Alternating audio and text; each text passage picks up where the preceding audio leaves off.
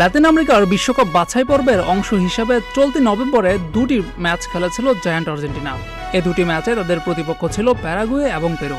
এই দুই ম্যাচের একটিতে তারা হেরেছে এবং জয় পেয়েছে অন্যটিতে। এই দুই ম্যাচের মধ্যে আর্জেন্টিনা প্রথম ম্যাচটি খেলেছিল প্যারাগুয়ের বিপক্ষে। সেই ম্যাচে তারা 2-1 গোলে হেরে যায়। আর এই হারটাই আর্জেন্টিনাকে পয়েন্ট টেবিলের শীর্ষস্থান হারানোর সংখ্যা তৈরি করে দেয়।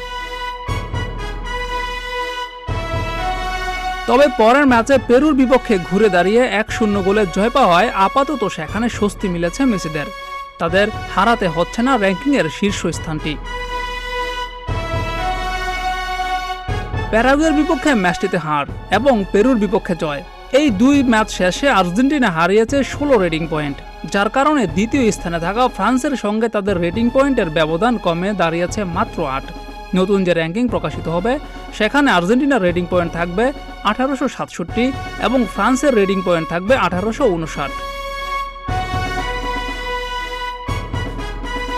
আর্জেন্টিনা শীর্ষস্থান নিশ্চিত করলেও পরপর দুই ম্যাচে ড্র করায় রেটিং পয়েন্ট হারিয়েছে ব্রাজিলিয়ানরা। তারা প্রায় 8.5 পয়েন্ট হারিয়েছে, যদিও র্যাঙ্কিংয়ে তাদের অবস্থান পঞ্চম স্থানেই থাকছে। নতুন প্রকাশিত র্যাঙ্কিংয়ে এক ধাপ এগিয়ে 6 নম্বরে উঠে আসবে ক্রিস্টিয়ানো রোনালদোর পর্তুগাল এবং 7 নম্বরে আসবে নেদারল্যান্ড। তবে বেলজিয়াম 2 ধাপ পিছিয়ে চলে যাবে 8 নম্বরে। জিয়াউর রহমান, প্রতিদিনের বাংলাদেশ।